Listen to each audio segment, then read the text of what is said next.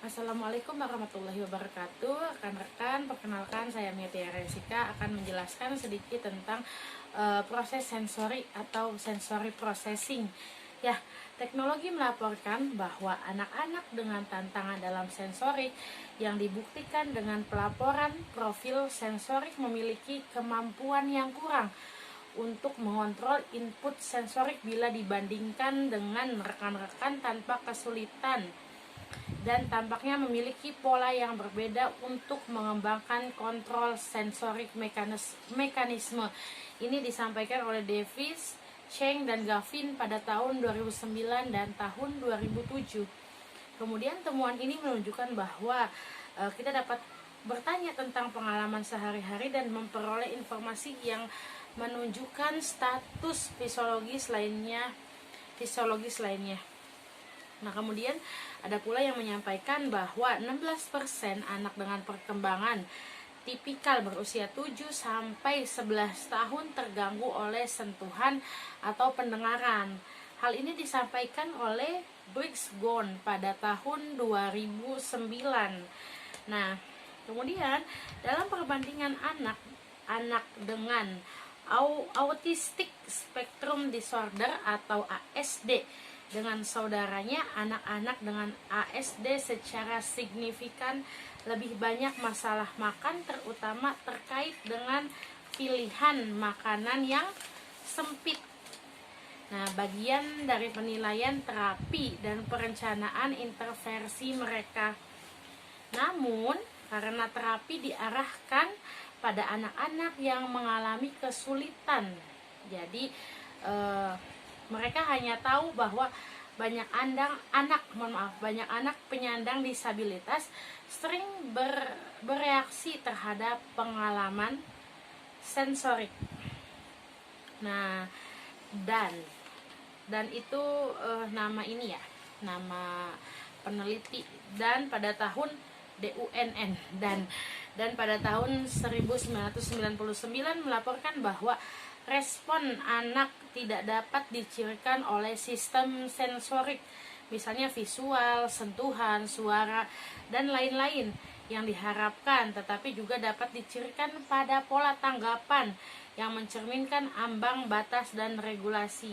Jadi respon anak tuh tidak hanya dicirikan oleh sistem sensoriknya saja, ya, bukan hanya tentang visual, sentuhan, suara, dan lain-lain, tetapi dapat juga dicirikan oleh pola tanggapan yang mencerminkan ambang batas dan regulasi. Begitu. Kemudian peneliti lain telah menggunakan EEG. Ya,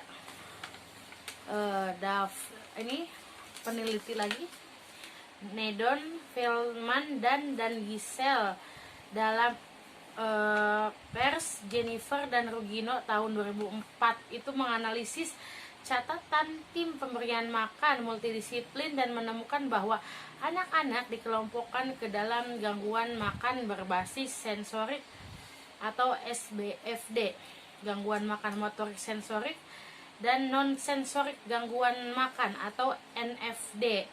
Jadi anak-anak dengan SBFD dan SMFD memiliki toleransi terbatas terhadap rasa, kemudian tekstur, kemudian suhu makanan. Nah, anak-anak dengan SBFD tidak toleran terhadap struktur waktu makan, dan anak-anak dengan SMFD mengalami kesulitan motorik oral seperti kesulitan memindahkan makanan sekitar mulut gitu. Jadi misalnya lagi ngunyah nih sebelah sini, kemudian mengalihkan sebelah sininya lagi, itu mereka itu kesulitan gitu, mengalami kesulitan memindahkan makanan sekitar mulut. Itu yang dialami oleh anak SMFD. Jadi mereka itu mengalami kesulitan motorik oral, ya. Kemudian peneliti lagi, Tomsek dan tahun 2007 mereka melaporkan bahwa anak-anak penyandang cacat ini memiliki reaksi yang lebih intens terhadap sensorik, ya, dibandingkan dari rekan-rekan mereka yang tanpa cacat. Kemudian Ethiction tahun 2007 mengatakan bahwa ada sensorik perbedaan pada anak-anak yang pernah mengalami trauma Jadi perbedaan tersebut menggambarkan bahwa hal-hal sensorik yang terjadi pada anak-anak dengan disabilitas ini adalah area yang sah untuk dipertimbangkan, kemudian untuk penelitian dan praktek. Nah, kemudian banyak peneliti melaporkan bahwa anak-anak dengan ASD menunjukkan perilaku yang mencerminkan sensorik yang lebih intens daripada rekan-rekan. Dalam sebuah meta-analisis dari 14 studi melaporkan bahwa anak-anak dengan ASD menunjukkan respon yang kurang dan berlebihan terhadap pengalaman sensorik. Penulis lain juga melaporkan perbedaan yang signifikan dalam sensorik. Ya. Kemudian dalam studi lain, peneliti menghubungkan antara pola sensorik dan status emosional. Jadi mereka menemukan bahwa 170 balita, jadi ada 170 balita dengan ASD dikelompokkan menjadi 3 kelompok pola sensorik frekuensi rendah. Jadi ada 170 balita kemudian dibagi menjadi 3 kelompok pada sensorik yang frekuensi rendah. Yang pertama adalah gejala sensorik ada 26%. Kemudian frekuensi tinggi gejala sensorik ada 29%. Dan terakhir yaitu pola gabungan ada 45%. Jadi anak-anak di kedua dan ketiga memiliki lebih banyak emosi negatif, depresi, kecemasan daripada anak-anak dalam kelompok pertama, bahkan ketika mengendalikan tingkat keparahan ASD. Jadi ini gejala sensorik 26%, kemudian frekuensi tinggi gejala sensorik sebesar 29%, serta pola gabungan 45%. Jadi anak-anak yang tipe frekuensi gejala sensorik dan pola gabungan ini lebih banyak emosi negatifnya, kemudian depresi serta mengalami kecemasan dibanding dengan anak-anak dari yang frekuensi rendah gejala sensorik yang sebesar 26% itu.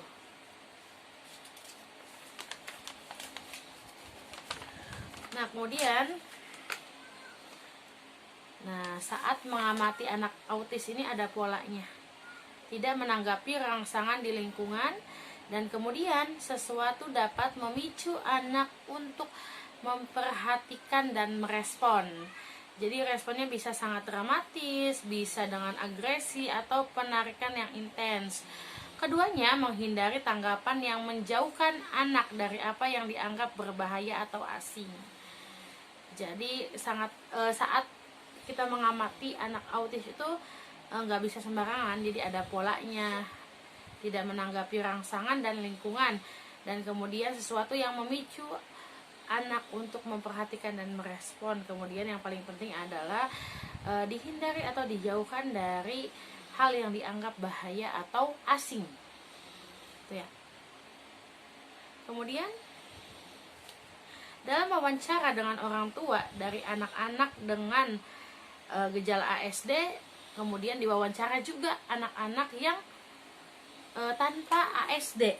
Jadi mereka mengatakan lebih mungkin untuk mengasosiasikan anak-anak mereka perilaku dengan respon sensorik.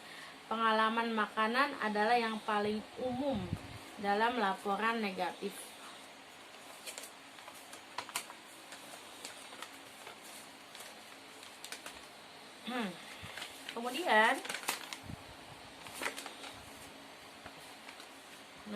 Kemudian nih ada sedikit lagi ya teman-teman,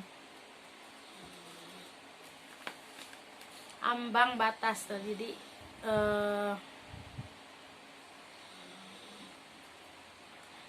ambang batas berarti mereka membutuhkan banyak masukan untuk mengaktifkan ambang batas mereka, sehingga mereka menggunakan strategi aktif untuk mendapatkan masukan yang cukup memenuhi kebutuhan mereka. Kebutuhan ambang seperti